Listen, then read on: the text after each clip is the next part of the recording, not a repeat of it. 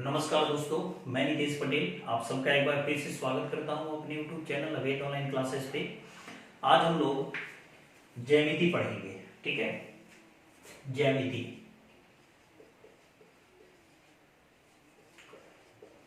Geometry, इस चीज को हम लोग आज पढ़ने वाले हैं।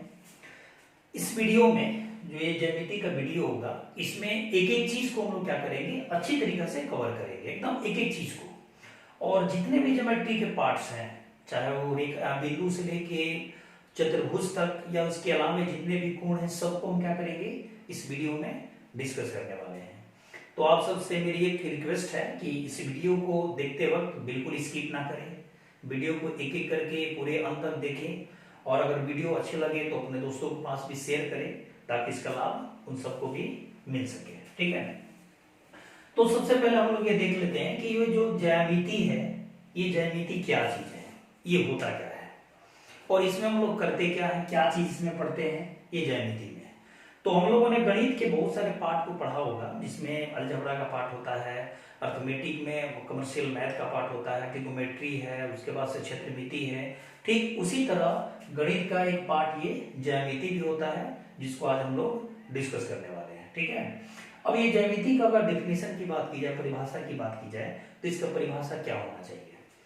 तो अगर इसमें देखा जाए कि ज्यामिति, तो इसको हम बोल सकते हैं कि ज्यामिति गणित की वैसी शाखा है, ज्यामिति गणित की वैसी शाखा है या वैसा पाठ है या वैसा भाग है, हम ये भी बोल सकते हैं, जिसमें हम जो ज्यामितीय आकृति होती है, ज्यामितीय आकृति मतलब जो बिंदु हो गया, रेखा हो गया, किरण हो गया, कोण हो गया, त्रिभुज हो गया, चतुर्भुज हो गया, इन सब के बारे में, इनकी जो गुणधर्म है, इनकी जो रचना करने की तरीका है, या इसका जो बनाने की जो विधि है, इस सब के बारे में जो हम अध्ययन करते हैं, ये अध्ययन का जो हिस्सा होता है ये ज्यामिति होता है, जिसे हम ज्योमेट्री का नाम देते हैं। परिभाषा क्लियर हो गया कि गणित की वैसी शाखा जिसके अंतर्गत हम विभिन्न ज्यामितीय आकृतियों के गुणधर्म, उसकी रचना, उसकी बनावट के बारे में अध्ययन करते हैं या जानकारी प्राप्त करते हैं, तो वैसे क्षेत्र को हम ज्यामिति का नाम दे सकते हैं। ये इसका डेफिनेशन हो गया, सही मायने में ज्योमेट्री होता क्या है।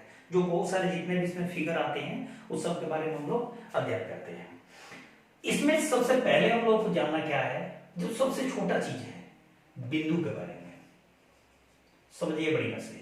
ये बिंदु के बारे में, बिंदु सारे लोग जानते हैं, ऐसा हम यहाँ एक टिक कर दिए तो क्या बना, एक बिंदु हो गया। इसी चीज के बारे में जानना है कि बिंदु वास्तव में है क्या, और इसका कार्य क्या है, और इसका इस्तेमाल कहाँ होता है।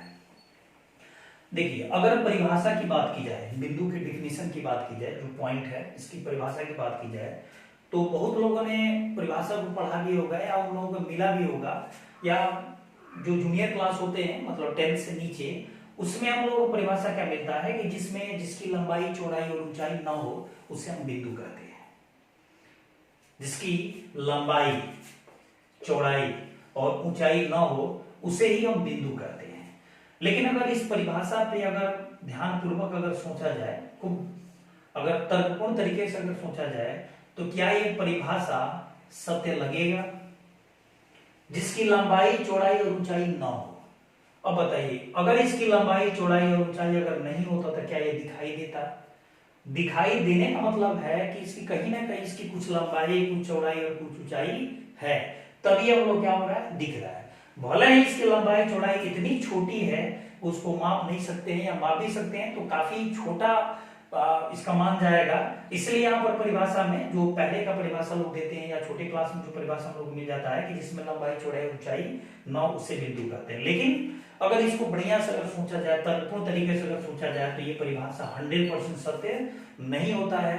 तो इसका सही परिभाषा क्या होना चाहिए, तो एक सही परिभाषा यहाँ ये बन जाएगा कि बिंदु ज्यामिति की वैसी आकृति है। इसको हम कहां पढ़ रहे हैं, ज्यामिति में। बिंदु अगर मान लिया जाए, अगर मैं ऐसे ही कर दूं, या जो कलम का जो नीड है वो अगर इसे ऐसे अगर डाल दिया जाए, तो एक छोटी सी आकृति बन जाती है, गोल, उसको ही हम क्या, बिंदु का नाम देते हैं।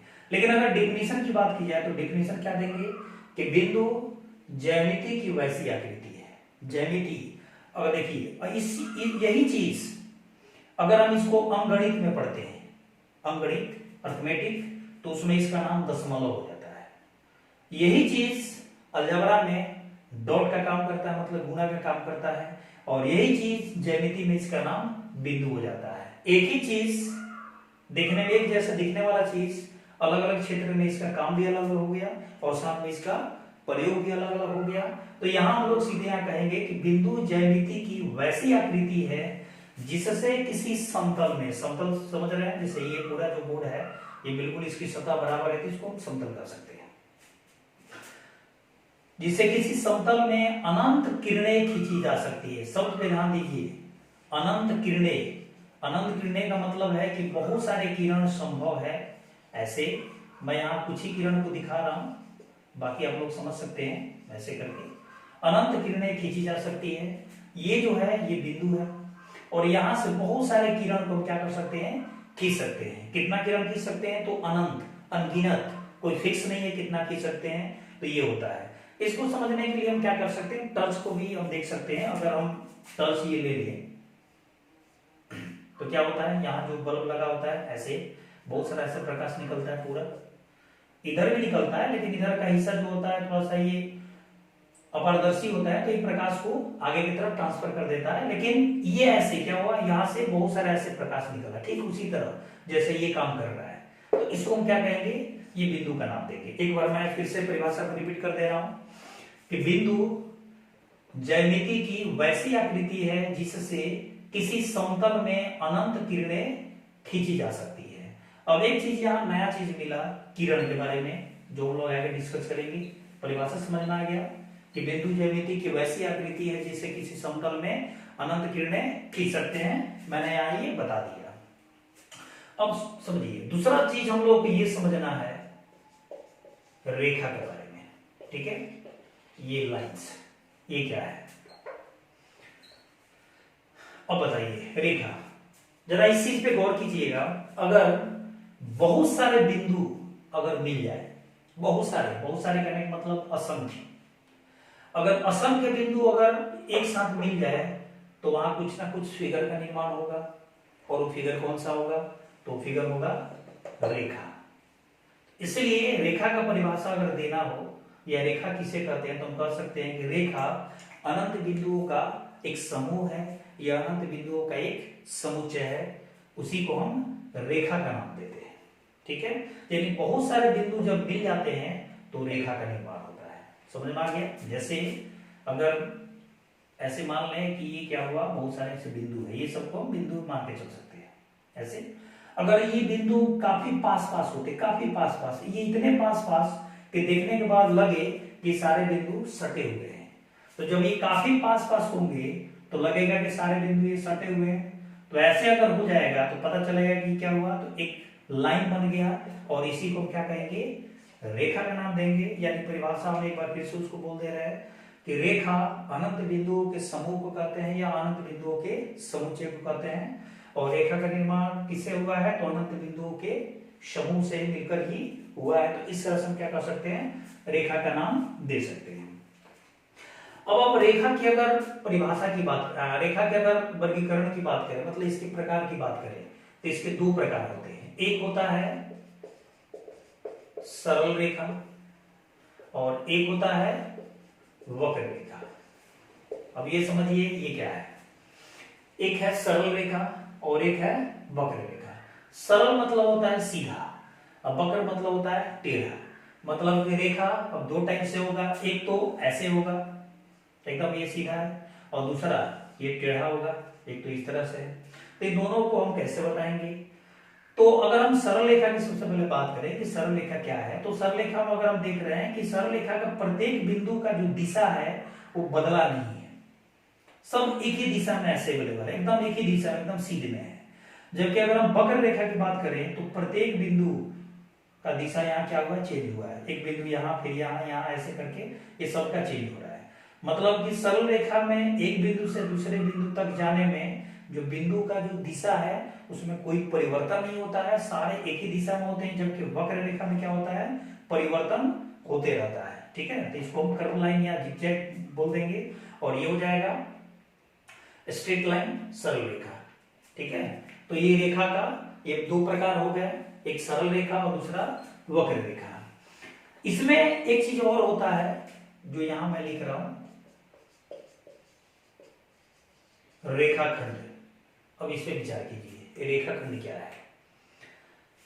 अगर इस शब्द पे ध्यान दिया जाए तो रेखा अखंड, खंड मतलब होता है टुकड़ा, मतलब रेखा का एक टुकड़ा जिसको क्या नाम देंगे, रेखाखंड का नाम देंगे। जैसे ये मान लेते हैं ये एक रेखाखंड हो गया, सॉरी रेखा हो गया, और मैं यहां से और मैं यहां से इसको काट लिया, ये मैं ए मान लिया, ये मैं बी मान लिया, तो कह सकते हैं कि ए से लेकर बी की जो दूरी है ये एक रेखाखंड को दिखाएगी, ठीक है, ए और बी।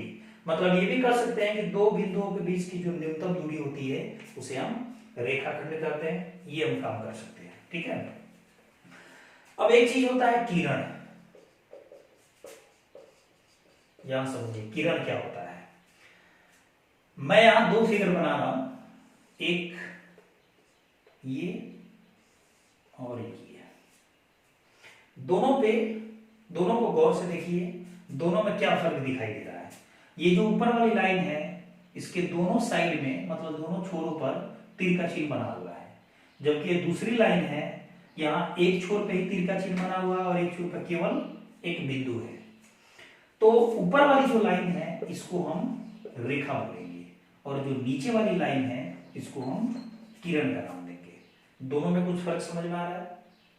मतलब कि जो रेखा होता है उस रेखा के दोनों छोर पे तीर का चिन्ह बना रहता है और तीर का चिन्ह ये यहां दर्शाता है कि ये लाइन मतलब दोनों दिशाओं में अनंत दूरी तय कर सकती है, ये रेखा का गुणधर्म है। उसी तरह अगर हम किरण की बात करें तो किरण में क्या होगा, एक जो छोर होता है तो फिक्स होता है, इस पे तीर का चिन्ह नहीं बना होता है, सिर्फ एक छोर पे क्या होता है तीर का चिन्ह लगा होता है। इसका मतलब कि किरण जिधर तीर का चिन्ह लगा होगा उस साइड में ही, उसी दिशा में क्या होगी, अनंत दूरी तय करेगी, जबकि एक साइड इसका फिक्स होता है। मतलब कोई अगर अंतर की बात करें कि रेखा और किरण में क्या फर्क है, तो पहला तो ये कह सकते हैं कि रेखा के दोनों छोरों पर तीर का चिन्ह बना होता है, जबकि किरण के किसी एक छोर पर तीर का चिन्ह बना होता है और एक छोर फिक्स होता है। रेखा दोनों दिशाओं में अनंत दूरी तय कर सकती है, जबकि किरण एक ही दिशा में अनंत दूरी तय कर सकती है। तो इस तरह से हम क्या समझ सकते हैं, ये किरण को भी समझ सकते हैं। ये हो गया, बात क्लियर हुई, रेखा और किरण में क्या फर्क है, ठीक है, ये चीज हो गया। अब हम लोगों को जानना है एक वक्र के बारे में। वक्र मतलब होता है टेढ़ा, उस चीज को भी हम लोग डिस्कस कर लेते हैं कि वक्र क्या है। हम लोगों ने बिंदु सीख लिया, रेखा, रेखा के प्रकार हो गया, रेखाखंड हो गया, किरण हो गया, ये बेसिक चीज था। अब हम लोग थोड़ा सा वक्र के बारे में समझ लेते हैं कि ये वक्र क्या होता है, ठीक है। ये वक्र क्या होता है। अब वक्र का मतलब होता है ना कि कागज पे या कॉपी पे या कहीं भी अगर कुछ हम आकृति बना देते हैं तो वो सारी आकृति वक्र होती है, चाहे आकृति सीधी हो या टेढ़ी हो, उसको वक्र का नाम देंगे। जैसे मैं ऐसे कर दिया या मैं ऐसे कर दिया, मैं ऐसे कर दिया, चाहे ऐसे ऐसे घुमा, कुछ ऐसे कर दिया, ये सारा वक्र है। लेकिन अब इसमें कौन सा वक्र किसका क्या नाम होगा, मतलब जो वक्र के टाइप होते हैं उसमें कौन किसको कहेंगे, ये चीज भी हम लोग इसमें देखेंगे। सबसे पहले हम देख लेते हैं वक्र के बारे में कि वक्र क्या होता है। देखिए वक्र का मतलब होता है ना कि कागज से, ठीक है, कागज से मान लीजिए ये पूरा क्या है, कागज है, मतलब कॉपी है, तो कागज से कलम या पेंसिल को उठाए बिना जो आकृति हम खींचते हैं, कागज से कलम को उठाए बिना का मतलब है कि जब हम एक बार लिखना चालू कर देते हैं या कोई फिगर बनाना चालू कर देते हैं एक बार, जैसे एक मान लीजिए कि एक कॉपी है और मैंने क्या किया कि मुझको एक फिगर बनाना है, मैं यहाँ एक ऐसे कॉलम गिरा दिया और मैं ऐसे लिख रहा हूं, तो एक बार मतलब बिना उठाए हुए अगर कुछ हम आकृति बना देते हैं, कुछ भी, चाहे आकृति सीधी हो या टेढ़ी मेढ़ी हो, तो वैसे आकृति का नाम हम वक्र देंगे, वो वक्र होता है। समझ में आया। मतलब कॉपी से बिना कलम या पेंसिल को उठाए बिना, ठीक है, जो आकृति हम खींचते हैं, चाहे आकृति वो सीधी हो या टेढ़ी हो, तो वैसी आकृति को हम वक्र का नाम देते हैं। जैसे ऐसे कलम मेरा गिरा, मैं ये खींच दिया, उठा लिया, उठाना नहीं है, बस एक बार जब हम स्टार्ट कर देते हैं लिखना, उस पीरियड में जो भी हम बना देते हैं, चाहे वो आकृति कोई सीधी आकृति बनती हो या कोई टेढ़ी मेढ़ी आकृति बनती हो, लेकिन एक बार कलम गिरने के साथ ही जो आकृति बनती है उठाने से पहले, तो उसको हम वक्र का नाम देंगे। ठीक है, एक बार मैं फिर से रिपीट कर दे रहा हूं कि कागज से कलम या पेंसिल को उठाए बिना जो हम आकृति खींचते हैं, चाहे आकृति सीधी हो या टेढ़ी मेढ़ी हो, तो उस आकृति को हम वक्र का नाम देते हैं। वक्र 4 प्रकार के होते हैं। एक होता है सरल वक्र, दूसरा होता है असरल वक्र, ठीक है, एक तीसरा होता है खुला वक्र, और एक चौथा होता है बंद वक्र। अगर ध्यान से अगर देखा जाए तो सही मायने में इसके 2 ही टाइप होते हैं, एक सरल होता है और एक असरल होता है। ठीक है, लेकिन हम लोग सबको देखेंगे। अब देखिए सरल वक्र का मतलब क्या है, हम लोग ये सीख गए हैं कि वक्र का मतलब क्या होता है। पेंसिल कागज से कलम या पेंसिल को एक बार में ही जो आकृति खींच लेते हैं बिना कलम उठाए हुए, चाहे वो आकृति सीधी हो या टेढ़ी मेढ़ी हो, तो उसको हम वक्र कहते हैं। सरल वक्र क्या होगा, जैसे मैं यहाँ देखिए एक फिगर बना रहा हूं, एक ये हो गया, ये हो गया, चाहे ये हो गया, इसको हम क्या कहेंगे, सरल वक्र कहेंगे। सरल वक्र का मतलब हुआ ना कि वैसा वक्र जो खुद को काटे नहीं कभी, ये काट रहा है नहीं काट रहा है, ये काट रहा है नहीं काट रहा है, ये पूरी सीधी लाइन ये काट रहा है नहीं काट रहा है, तो उसको हम क्या कहेंगे, सरल वक्र कहेंगे। मतलब वैसा वक्र जो खुद को काटे नहीं, खुद को प्रतिच्छेद ना करे, तो वैसे वक्र को हम सरल वक्र कहते हैं। ठीक है, अब इसका उल्टा तब असरल वक्र हो जाएगा कि वैसा वक्र जो खुद को काट दे। जैसे यही चीज अगर मान लीजिए मैं ऐसे करके इसको मैं ऐसे घुमा दिया, यहाँ काट दिया, तो इसको क्या कहेंगे, इसको हम असरल वक्र कहेंगे। मतलब वैसा वक्र जो खुद को क्या कर दे, प्रतिच्छेद कर दे या खुद को काट दे, तो वैसे वक्र को हम असरल वक्र का नाम देंगे। ये चीज हो गया, क्लियर हुआ। सरल वक्र मतलब जो खुद को काटे नहीं, असरल वक्र मतलब जो खुद को काट दे, चाहे वो सीधी, हालांकि सीधी लाइन तो कभी काटेगी नहीं, ये होता है। अब एक तीसरा जो चीज है यहाँ पे खुला वक्र। अब खुला वक्र से समझ रहा है, जैसे कि अगर मैं यहाँ आकृति बनाऊं ऐसे ही पूरा मैं टेढ़ा मेढ़ा ऐसा कर दे रहा हूं ऐसे, और बताइए ये तो टेढ़ा मेढ़ा है, लेकिन यहाँ एक चीज देख रहे हैं कि यहाँ से आरंभ हुआ है और ऐसे क्या है, ये ऐसे ये खुला हुआ है। तीर का चिन्ह हटा देते हैं क्योंकि तो इससे रुक गया है। इसको हम क्या कहेंगे, इसको हम कहेंगे खुला वक्र। टेढ़ा मेढ़ा तो है लेकिन यहां से देखिए ये खुला हुआ है, इसको हम खुला वक्र कहेंगे। एक बंद वक्र का, बंद वक्र मतलब जो पंचभुज षष्ठभुज जो अगर हम ऐसे बना देते हैं ऐसे करके, जो भी ये क्या है, ये टेढ़ा मेढ़ा भी है और साथ में ये बंद भी है, इसलिए इसका नाम क्या देंगे, हम बंद वक्र का नाम देंगे। क्लियर हुआ। सरल वक्र मतलब जो खुद को काटे नहीं, असरल मतलब जो खुद को काट दे, खुला मतलब कुछ इस टाइप से खुला हुआ हो, बंद मतलब कुछ इस टाइप से जो चारों तरफ से बंद हो। तो ये हमारा क्या रहा वक्र के बारे में, ये चीज हम लोग सीख गए। ठीक है, अब चलिए आगे देखते हैं। हम लोगों ने क्या क्या सीखा अभी, बिंदु सीख लिए, रेखा सीख लिए, रेखाखंड भी जान लिए, रेखा के प्रकार भी जान लिए, किरण को भी जान लिए, और साथ में एक नया चीज हम लोग सीखे हैं वक्र के बारे में कि वक्र का जो टाइप है वो किस तरह से खींचेंगे, कितने प्रकार के होते हैं। इसके अलावा कुछ और भी होता है, जैसे एक होता है संगामी रेखाएं, ठीक है, एक ये होता है। अब ये समझिए कि संगामी रेखा क्या है। देखिए संगामी रेखा का परिभाषा होता है ना कि 2 या 2 से अधिक रेखाएं जब किसी बिंदु से होकर गुजरे, किसी बिंदु से, ये मान लीजिए बिंदु है, एक लाइन इधर से, फिर एक लाइन इधर से, या एक लाइन इधर से, या एक लाइन इधर से, ठीक है। 2 या 2 से अधिक रेखाएं जब किसी बिंदु से होकर गुजरे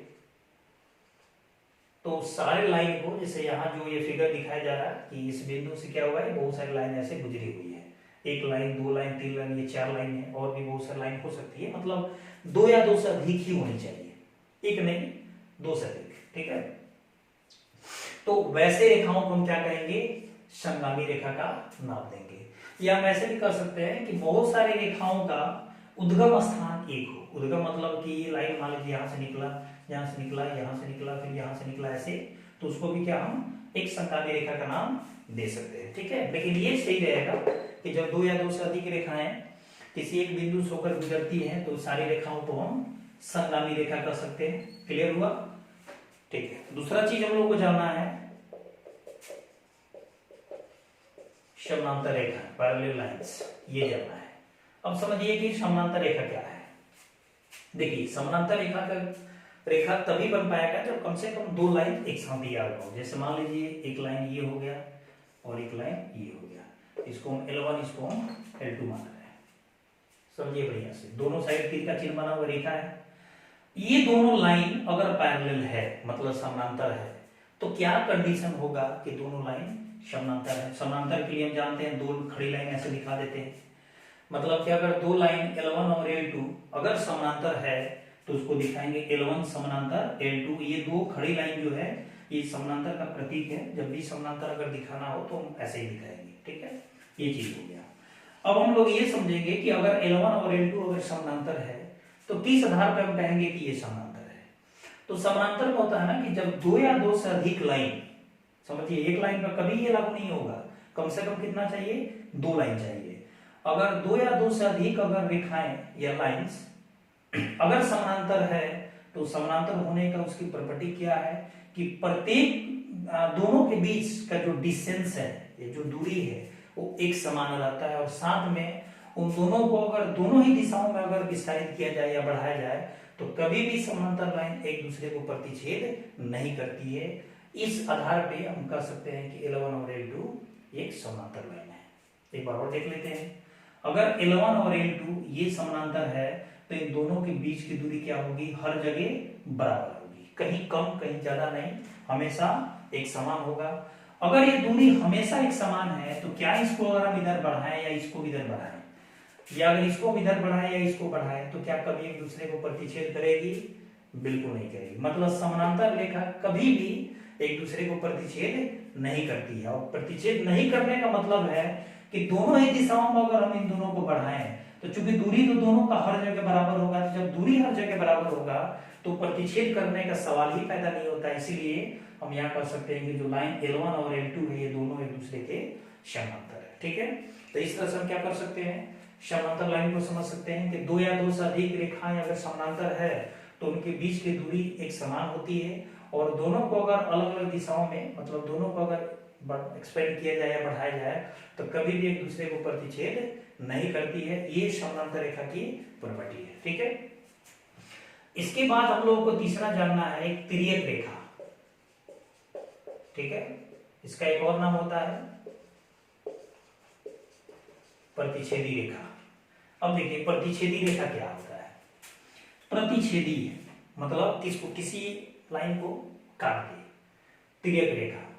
अगर ये समझिए कि दो समांतर लाइन है L1 और L2 और ये दोनों समांतर लाइन को एक तीसरी रेखा से काट दे, इसको मैं M नाम दे दे रहा हूं। ये एक लाइन L1 है, एक लाइन L2 है, ये दोनों समानांतर है, मतलब L1 समानांतर L2। और इन दोनों लाइन को एक तीसरी रेखा M जो ऐसे काट दे तो इस तीसरी रेखा का नाम हम क्या देंगे, तिर्यक रेखा। ये क्या होता है, ये तिर्यक रेखा बन जाएगा।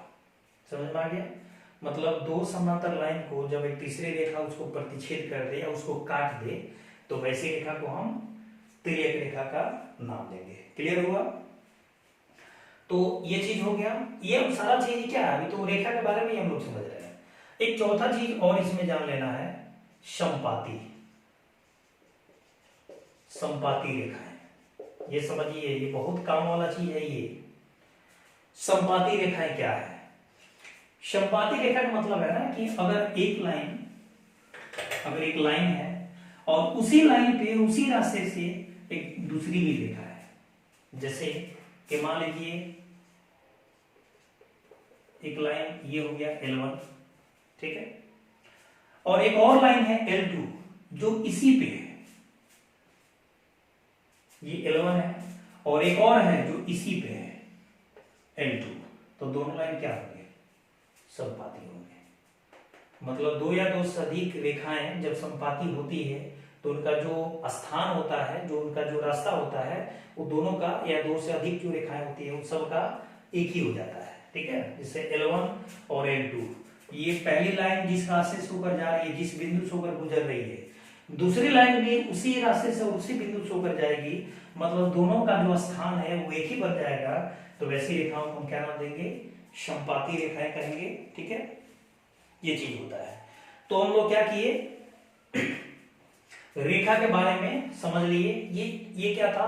ये ज्योमेट्री का ये बेसिक कंसेप्ट था, जो बेसिक चीज है, जो बेसिक पॉइंट है, जो बेसिक बिंदु है, उसको हम लोगों ने क्या किए? सीख लिए। ठीक है, बिंदु समझ लिए, रेखा समझ लिए, रेखा के प्रकार समझ लिए, रेखाखंड समझ लिए, वक्र समझ लिए। उसके बाद से जो रेखाएं में संगामी रेखा, समांतर रेखा, तिर्यक रेखा या प्रतिच्छेदी रेखा, इस सबको हम लोग बारी बारी से डिस्कस कर लिए। अब हम लोग इसमें कोण के बारे में डिस्कस करेंगे।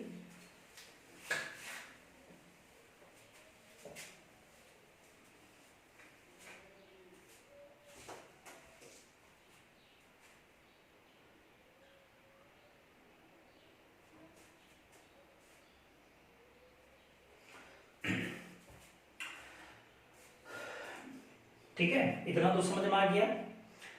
अब हम लोग पढ़ेंगे कोण। मैं इस वीडियो में बस इतना ही कर रहा हूं। जो इसका अगला पार्ट होगा जिसमें हम लोग कोण के बारे में पढ़ेंगे कि जो कोण होते हैं, कोण बनते कैसे हैं, कोण के जो प्रकार हैं, जो मुख्य प्रकार या मुख्य प्रकार के अलावा जो अन्य भी कोण होते हैं, उसको भी हम लोग क्या करेंगे? सबको समझेंगे। और कोण पढ़ने के बाद मैं कम से कम 10-12 क्वेश्चनों का, जो ज्योमेट्री का जो क्वेश्चन होगा कोण से संबंधित, मैं एक वीडियो उस पर भी बनाऊंगा जिसमें सारे कोण के बारे में डिस्कस किया जाएगा। ठीक है, उम्मीद है ये सब पढ़ाई अच्छा लगा होगा। अगर पढ़ाई अच्छा लगे तो वीडियो को शेयर कर दें, लाइक भी कर दें और साथ में सब्सक्राइब भी कर दें। ठीक है, धन्यवाद।